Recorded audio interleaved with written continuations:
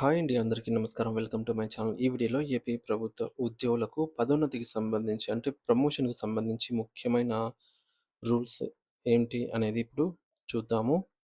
Friends, ఈ video అనేది కొత్తగా జాబ్ పొందిన వారికి, అలాగే ఇంకా ఒక్క పదోన్నతి కూడా పొందని వారికి యూజ్ అవుతుంది.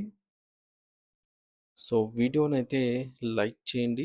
అలాగే తోటి ఉద్యోగ మిత్రులతో షేర్ చేయడానికి ప్రయత్నం చేయండి. కొత్తగా చూస్తున్న వారైతే సబ్స్క్రైబ్ చేసుకోవడం మర్చిపోకండి. సో ఫ్రెండ్స్, ఇక విషయానికొచ్చినట్లయితే ప్రభుత్వ ఉద్యోగుల క్రమశిక్షణా చర్యలు CCA class ah, classification control and appeal నిబంధనకు సంబంధించి ముఖ్యమైన అంశాలండి. ఇందులో మొదటిది శిక్షల రకాలు. సో డిసిప్లైన్ యాక్షన్స్ రకాలేంటి? పెనాల్టీస్ ఏంటని చూద్దాము. ఉద్యోగి చేసే తప్పు తీవ్రతను బట్టి 2 రకాల శిక్షలైతే విధిస్తారండి. ఇందులో మొదటిది మైనర్ పెనాల్టీలు. అంటే స్థాయిని బట్టి వారు చేసినటువంటి ఆహ్, తప్పును బట్టి డిసిప్లినరీ యాక్షన్స్ మైనర్ పెనాల్టీలుగా ఉండవచ్చు. అంటే చిన్న శిక్షలు.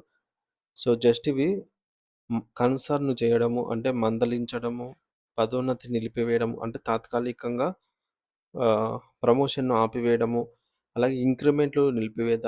ఏమైనా ఇంక్రిమెంట్ వచ్చేదుంటే దాన్ని నిలిపివేయడము తాత్కాలికంగా.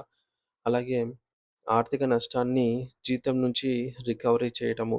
ఒకవేళ ఆ ఉద్యోగి వల్ల ఏదైనా ఆస్తి నష్టం జరిగితే, జరిగిన నష్టాన్ని, ఆర్థిక నష్టాన్ని జీతం నుంచి అతని జీతం నుంచి రికవరీ చేస్తారు. సో, ఇక్కడ ఇంక్రిమెంట్ నిలిచిపోతే ఒక ఇంక్రిమెంట్ పోయినట్టే అన్నమాట. లైఫ్ లాంగ్ అలాగే ఉంటుంది. అలాగే పదోన్నతి నిలిపివేసినట్లయితే ఒక పదోన్నతి కంప్లీట్‌గా కనుమరుగైపోయినట్లే. ఇవి చిన్న చిన్న శిక్షల కిందకొస్తాయి. రెండోది మేజర్ పెనాల్టీలు. ఇవి చాలా పెద్ద శిక్షలనమాట. అంటే చాలా ద్రోహం చేసినవి ఇలాంటివి ఏమైనా ఉంటే, సో, తక్కువ గ్రేడ్‌కు తగ్గించడం జరుగుతుందండి. ఇలాంటి పెద్ద పెద్ద వాటికి పాల్పడిన వారికి వారి యొక్క పే గ్రేడ్ అని చాలా వరకు రెడ్యూస్ చేస్తారనమాట. సో, పే గ్రేడ్ తగ్గించడము, నిర్బంధ పదవీ విరమణ చేయటము, నిర్బంధంగా ఆహ్, పదవీ విరమణ చేపించడము, ఉద్యోగంలోంచి తొలగించడము, అంటే కంప్లీట్‌గా డిస్మిస్ చేయడము. మళ్ళీ ఉద్యోగానికి అర్హత ఉంటుంది. అలాగే ఇంకోటి డిస్మిస్ చేయడం. భవిష్యత్తులో ఉద్యోగానికి అనర్హులవుతారు. సో, ఈ ఉద్యోగంలోంచి తీసేసేది రిమూవల్ అంటాము. డిస్మిస్సల్ చేస్తే గనక మళ్ళీ జాబ్ ఎక్కడే గాని దొరకదు. అంటే జాబ్ చేయడానికి అనర్హులవుతారు వాళ్ళు. రిమూవ్ చేస్తే మళ్ళీ కొద్ది రోజుల తర్వాత మళ్ళీ కూడా జాబ్‌కి అప్లై చేసుకునేదానికి అవకాశం ఉంటుంది. మరి క్రమశిక్షణ చర్యలు ఎప్పుడు ప్రారంభమైనట్లు అంటే, కేవలం ఫిర్యాదు వస్తే, అంటే మనకు ఏ రోజు నుంచి క్రమశిక్షణ చర్యలు, డిసిప్లినరీ యాక్షన్ మన మీద ఉంది అని తెలియజేస్తుంది అంటే, కేసు పెండింగ్‌లో ఉన్నట్లు కాదండి. సో, ఫిర్యాదు వస్తే గనక, ఫిర్యాదు వచ్చినప్పటి నుంచే ఏమి చెయ్యరు. ఈ క్రింది సందర్భాలను కేసు ప్రారంభమైనట్టు పరిగణించాలి.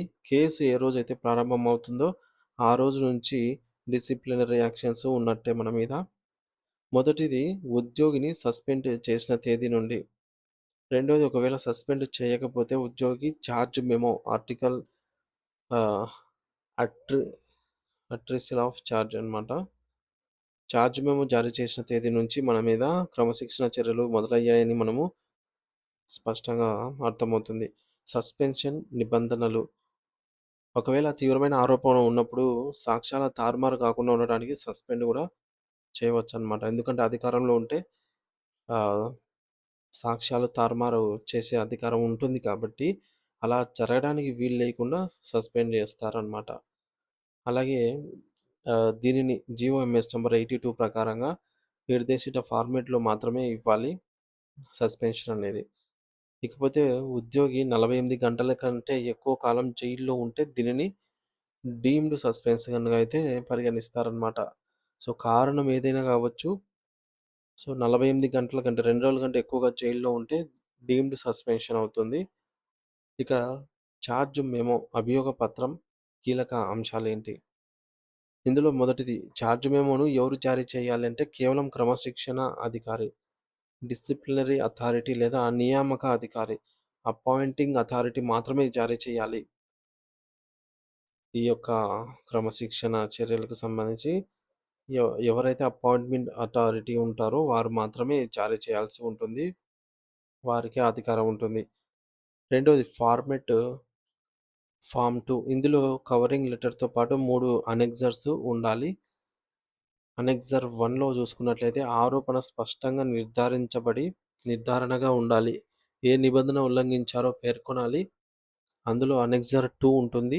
అనెక్సర్ 2 ఏం తెలుపుతుందంటే ఆరోగ్య ఆరోపణను నిరూపించగలిగే ఆధార పత్రాల జాబితానే అనెక్సర్ 2.